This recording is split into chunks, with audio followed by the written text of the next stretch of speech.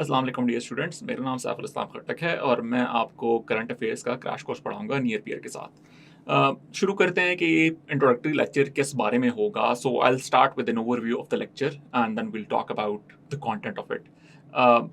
So introducing myself, I'll start with my introduction.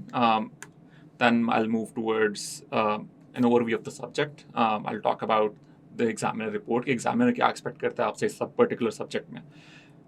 Then we'll talk about कि syllabus क्या है और वो syllabus और कोर्स की जो आउटलाइन है, जो हमने लेक्चर्स डिवाइस किए हैं, उन दोनों में ओवरलैप या मैपिंग किस तरह की हो रही है। और सबसे इंपॉर्टेंट चीज़ जो सबसे मेरी फेवरेट है, वो है learning beyond the course. So this course will introduce you to the subject and it will tell you कि अगर आप ये चीज़ें करेंगे, since it's a crash course, it will provide you with basic understanding of the subject and it will provide you with tools जिसकी basis पे आप खुद जो हैं आगे रिसर्च अगर करते हैं तो इंशाल्लाह you will score great in this particular subject. Moving on कि मैं ही क्यों आपको ये सब्जेक्ट पढ़ाऊँ। सो CSS एक काफ़ी ज़्यादा एक चैलेंजिंग एग्ज़ाम है, काफ़ी ज़्यादा लोग देते हैं। मैंने भी दिया 2021 में एंड अल्हम्दुलिल्लाह आई cleared it. I scored 4th position in Pakistan and 1st in KP, and I'll be joining the Pakistan Administrative Service as part of the 50th Common Training Program. उससे पहले मैंने इंजीनियरिंग की है नास्ट यूनिवर्सिटी से। उसके बाद मैंने थोड़ा सा मेरा एक्सपीरियंस कॉर्पोरेट सेक्टर में भी रहा है। Work with multinational corporations like Nestle and Coca Cola.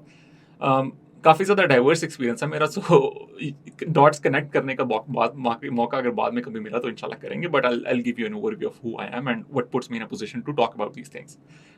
I've worked as a freelance journalist.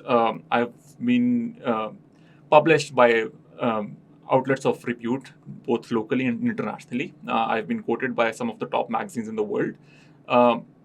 I've also worked in the development policy sector, जिसकी वजह से मुझे थोड़ा सा जो आजकल पॉलिसी डेवलपमेंट होती है उसके पीछे प्रोसेसेस क्या होते हैं, स्टेक होल्डर्स क्या होते हैं, पॉलिटिकल इकोनॉमी आपकी कैसे चलती है, सो उसकी भी अंडरस्टैंडिंग है। What differentiates these two is के over here you are creating new knowledge.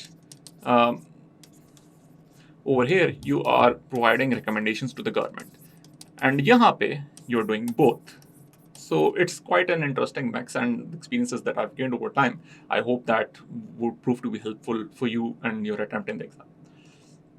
So starting with the overview of the subject, ये subject की nature क्या है? So to begin with, CSS जो है वो आपकी एक ability को CSS जो है वो आपकी sort of constructive discourse की ability को judge करता है, और current affairs के particular जो exam है वो आपकी कंटेम्प्रेरी टॉपिक्स के ऊपर कंस्ट्रक्टिव और मीनिंगफुल डिस्कोर्स की एबिलिटी को जज करता है.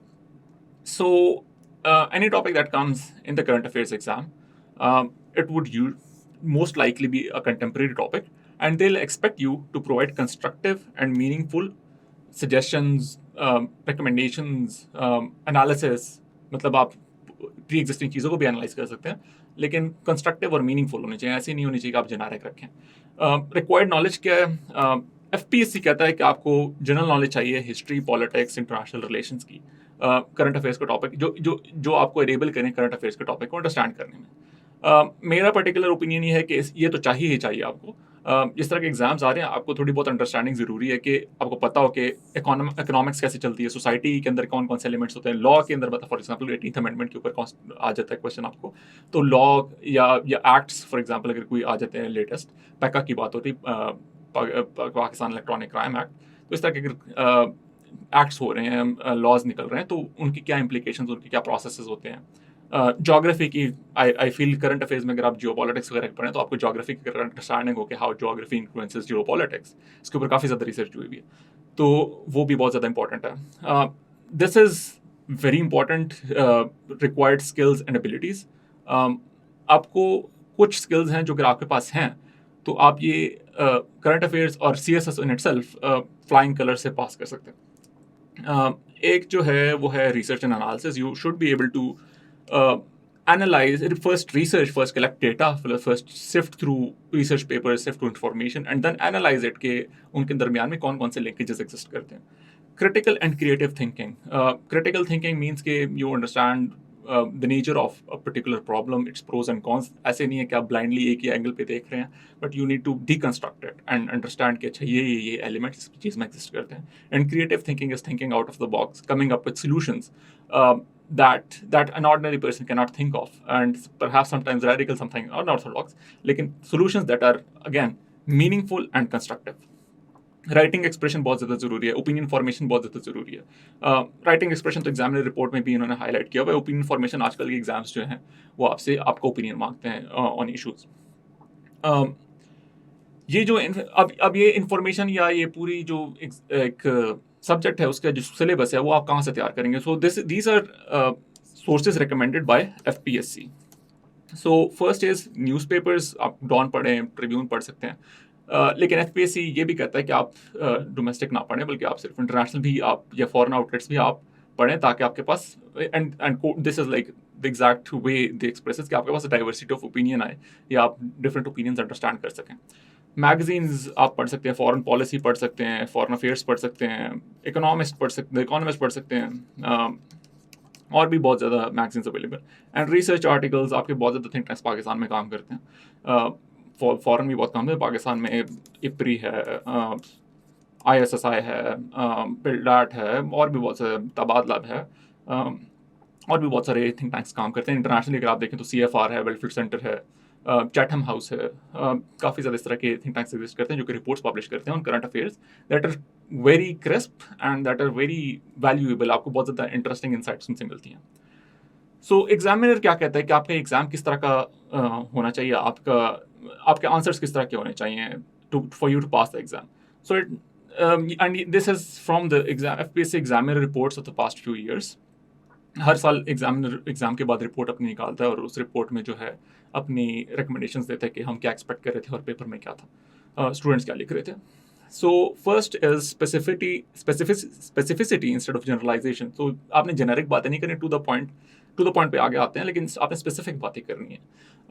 आपने बात करनी है, फॉर एग्जांपल अब लेट्स से पॉलिटिकल की एंगल की बात करते हैं और आप कहते हैं कि पाकिस्तान का पॉलिटिकल सिस्टम ख़राब है। अगर आपका ये ओपिनियन है तो आप फिर ये एक काफ़ी ज़्यादा जेनेरिक बात है। So you have to be specific. अच्छा कौन कौन सी ऐसी चीज़ें हैं, फॉर एग्जांपल पार्टी सिस्टम की बात होती है, UK में शैडो कैबिनेट्स होते हैं, यहाँ पे नहीं होती। तो काफ़ी ज़्यादा स्पेसिफिक आप आर्ग्यूमेंट्स देंगे, तब आप जो है एग्जामिनर को अपील कर पाएंगे, आपका आंसर अपील कर पाएगा।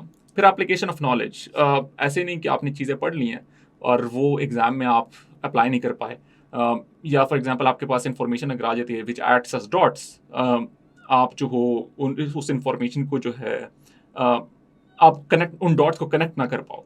सो आपको एक तो इन्फॉर्मेशन होनी चाहिए और आपको उस इन्फॉर्मेशन को अप्लाई करना आना चाहिए।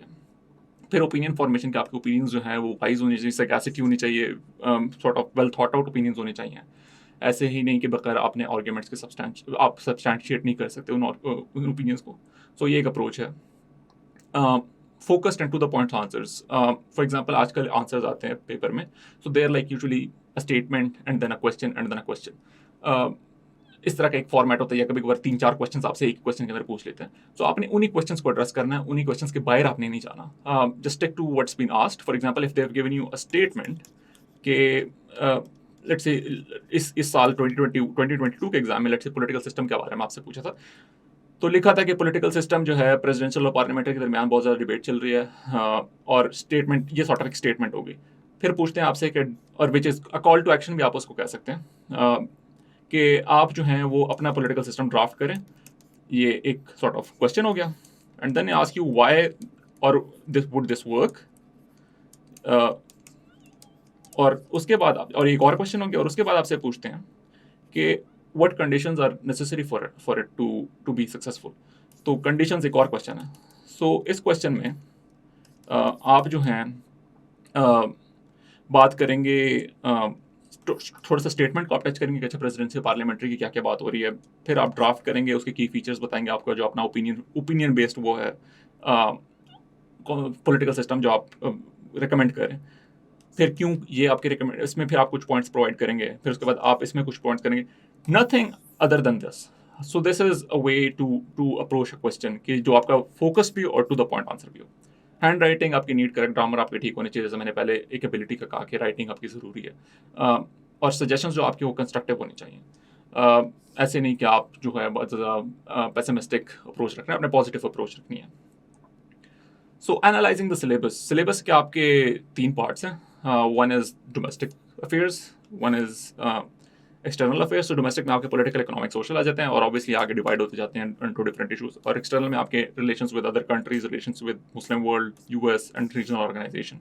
इनमें कुछ इंपॉर्टेंट है, कुछ इंपॉर्टेंट नहीं है। फॉर एग्जाम्पल जीसीसी जो है, इट मे और may not be important based on the discourse that is happening at the particular time. अगर आप एग्जाम 2030 में दे रहे हैं तो 2030 में लेट्स से अगर कोई अरब वर्ल्ड में कोई चेंजेस आ रहे हैं तो जीसीसी माइट भी इंपॉर्टेंट। लेकिन अगर आप लेट्स से 2021 में दे रहे हैं, 2021 में भी इनफैक्ट अब्राहम अकॉर्ड्स हुए थे, उसमें भी जीसीसी का रोल आ जाता है। लेकिन अगर आप बहुत पहले जाते हैं तो कभी कभार ये रेलेवेंट इतने रहते नहीं। 2022 में it was a bit dormant because 2021 में Abraham accord was the key point. फिर उसके बाद आपके पास ग्लोबल इश्यूज आ जाते हैं। There are number of global issues, some are relevant. अब for example I will give you an example, millennium development goals ये रिप्लेस हो गए हैं विद एसडीजीज। सो ये जो है सॉर्ट ऑफ, अब मिलेनियम डेवलपमेंट गोल्स के बारे में शायद मे भी आपसे ना पूछें, सस्टेनेबल डेवलपमेंट गोल्स के बारे में आपसे पूछ रहे हैं। Kyoto protocol and Copenhagen accord obviously is important, but this have been replaced by Paris climate agreement और फिर अभी जो ग्लासगो में हुआ था। सो ये जो आपकी इंफॉर्मेशन है वो अपडेट होती जाती है। How do we approach this syllabus और दिस इंटायर टॉपिक्स की, मतलब इतने ज़्यादा टॉपिक्स हैं तो आप इसको कैसे स्ट्रक्चर करेंगे। So I have tried to come up with a very simple categorisation of lectures जो कि ऑलमोस्ट हर पॉइंट को टच अपॉन करती हैं। सो लेट्स से अभी मैं करंट अफेयर्स की बात करता हूँ। तो हमारे टोटल 9 लेक्चर्स होंगे। First would be the political system of Pakistan which maps on to the politics वाला पॉइंट जो in your syllabus. Then would be the issues in Pakistan economy जो कि आपके मैप करता है इकोनॉमी वाला पॉइंट पे। सोशल एंड वेलफेयर की सोशल डेवलपमेंट एंड वेलफेयर की अगर हम बात करें तो वो मैप करता है आपकी सोसाइटी वाले एंगल पे। इसमें हम बात करेंगे कि पाकिस्तान में पॉवर्टी की इशूज, सोशल इकोनॉमिक कौन कौन से इशूज एग्जिस्ट करते हैं, वेलफेयर प्रोग्राम्स क्या कौन कौन से। Then will talk about national security challenges जो कि पाकिस्तान में एक्सटर्नल अफेयर्स का अगर हम उसमें देखें तो एक्सटर्नल अफेयर्स वाला भी एंगल था। तो foreign relations and national security challenges जो हैं ये 2 ऐसी चीज़ें हैं जो कि आपको उस पे मैप आउट कर जाती हैं एक्सटर्नल एंगल्स पे। फिर इंटरनेशनल के जो टॉपिक्स हैं I have tried to divide them based on geography. So जो changing dynamics of the world order, this is primarily centred around US, China और उनका जो competition and then perhaps to some extent Russia as well. फिर आपकी middle east के अंदर rivalries चल रही हैं, अलायंसेस चल रहे हैं अभी as of the recording of this lecture पिछले कोई महीने में, विच इज़ लाइक 2022। उसमें टर्की और सऊदी अरेबिया के दरमियान थोड़े से ताल्लुकात बेहतर हो रहे हैं।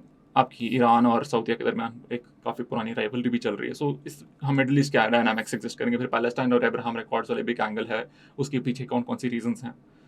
Then we'll talk about the political and economic dynamics of Europe, जो कि for example, and we'll talk about specific issues, but we'll talk about general concepts as well. For example, अगर Brexit exist करता है तो we'll not just talk about Brexit. We'll talk about how Europe how Europe has been influenced by an outsider which is UK. Geographically तो UK जो है वो island है, तो UK का यूरोप के साथ कैसे एक लिंक एग्जिस्ट करता है। या फिर अगर फॉर एग्जांपल हम यूक्रेन और रशिया की बात करें तो उसके पीछे रशिया का एक हिस्टोरिकल रोल है जो कि आपको अंडरस्टैंड करना बहुत ज़रूरी है। जब तक वो आप अंडरस्टैंड नहीं कर सकेंगे you will not be able to fit the Ukraine Russia conflict into the larger context of history. तो अगर आपको कॉन्टेक्स्ट पता होगा तो आप जो है वो अंडरस्टैंड कर सकेंगे बेहतर तरीके से यूक्रेन और रशिया कॉन्फ्लिक्ट भी। So I will try to focus more on the context and the concepts that exist behind this particular issues and then it will perhaps कल को लेट्स से अगर यूक्रेन की जगह कोई और कॉन्फ्लिक्ट आ जाता है तो वो भी आप ज़्यादा बेहतर अंडरस्टैंड करें। Then will talk about global commons, for example Islamophobia, climate change etcetera. अच्छा, this is my favourite part and I have seen papers जो कि रिसेंटली आ रहे हैं उसमें ये हो रहा है कि आपका अपना ओपिनियन बहुत ज़्यादा मैटर करता है, योर क्रिटिकल थिंकिंग एबिलिटी। जैसे मैंने पहले आपको एबिलिटीज रिक्वायर्ड के अंदर 3-4 पॉइंट्स बता दी, तो वो बहुत ज़्यादा मैटर करती हैं। एंड आई फील कि विद अ कन्वेंशनल अप्रोच और sticking to what I teach you over here, you may or may not be able to tackle those questions. So what I do is कि I have a slide or in fact 3 slides in every lecture जो कि आपको facilitate करते हैं to learn beyond this particular crash course. और अगर आप ये crash course पढ़ लें और वो sources और वो जो questions भी brainstorming exercise भी आती हैं, अगर वो आप topics of interest भी आप जो हैं एड्रेस कर लें या उन पर तैयारी कर लें, उनके ऊपर थोड़ा सा टाइम दें, तो फिर आपकी कोर्स की तैयारी रिलेटिवली इंशाल्लाह अच्छी होती है. So there's one slide in every lecture. There's one slide that talks about relevant dimensions of contemporary discourse from contemporary discourse. So basically वो बताएगा कि लेट्स से आपका रशिया यूक्रेन का कॉन्फ्लिक्ट आ रहा है, या लेट्स से हम यूरोप पढ़ रहे हैं, तो यूरोप के अंदर कौन कौन से इश्यूज हैं जो कि रेलेवेंट हैं. एक हो गया रशिया यूक्रेन कॉन्फ्लिक्ट, दूसरा हो गया एनर्जी पॉलिटिक्स जो आपका नॉर्थ स्ट्रीम चल रही है, तीसरा हो गया फ्रांस और जर्मनी के दरमियान थोड़ी सी राइवलरी निकल रही है, टर्की का नेटो के साथ रोल, नेटो का एक्सपेंशन. तो ये थोड़ी सी डिफरेंट डायमेंशन हैं जो कि while they might not be directly addressed in this course, ये जो स्लाइड होगी it will provide you with a list जो कि रेलेवेंट टॉपिक्स आपको बताती है. और ये लिस्ट बेस्ड ऑन एक तो कंटेम्प्रेरी डिस्कोर्स भी है और दूसरा पास्ट पेपर एनालिसिस के पास्ट पेपर में किस तरह के सवाल पूछे गए हैं, तो उसके बेसिस पे भी वो एक लिस्ट डेवलप की गई है. कभी कभार बहुत ज़्यादा मतलब टॉपिक्स तो ऑब्वियसली दुनिया में जब आप पढ़ते हैं तो बहुत ज़्यादा एग्जिस्ट करते हैं, लेकिन रेलेवेंट कुछ होते हैं कुछ नहीं होते.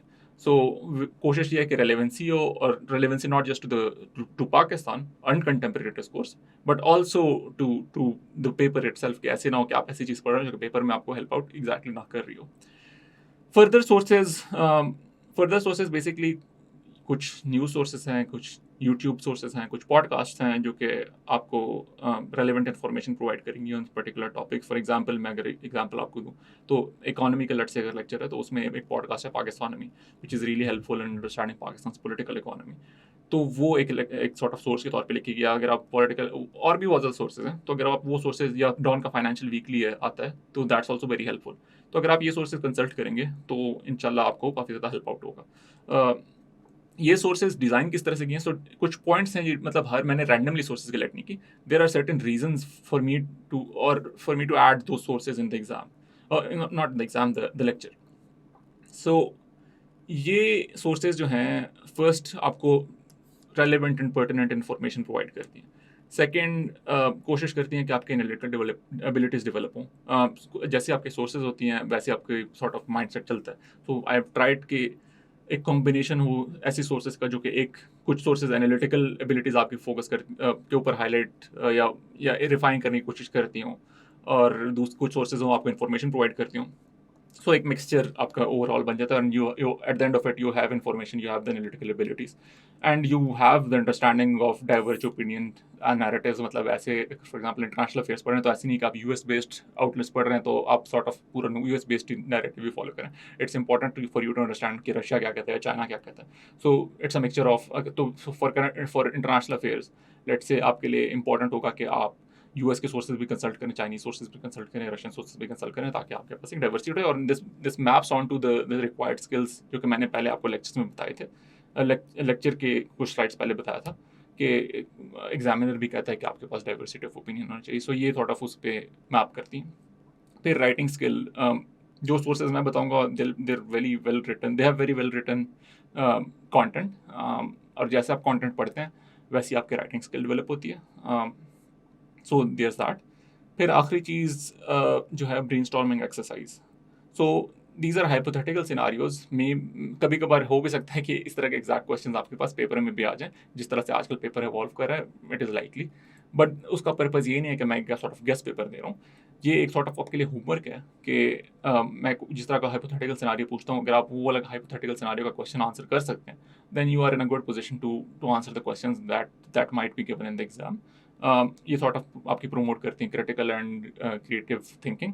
और कभी कभार सवाल बहुत ज़्यादा रेडिकल होते हैं. So these are not suppose to be taken on face value, but they are added for the purpose that you, जिस तरह रिसर्च एनालिसिस की बात की थी स्किल की, तो you research those topics on your own and then you analyze the information that is provided to you and then you map them onto the answer that you have. और फिर उसके बाद ओपिनियन फॉर्मेशन, ऑब्वियसली उसमें एक opinion का element भी है. जो क्वेश्चन मैं ब्रेनस्टॉर्मिंग एक्सरसाइज के तौर पे देता हूँ, they usually ask you for your opinion rather than they ask you for analysis of पहले क्या हो रहा है. So that is it.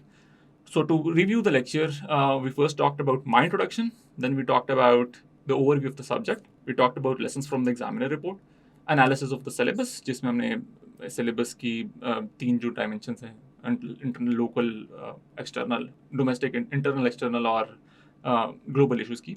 And then we talked about the crash course outline. जो कि sort of आपको एक table of content और lectures, table of lectures या list of lectures provide करती है.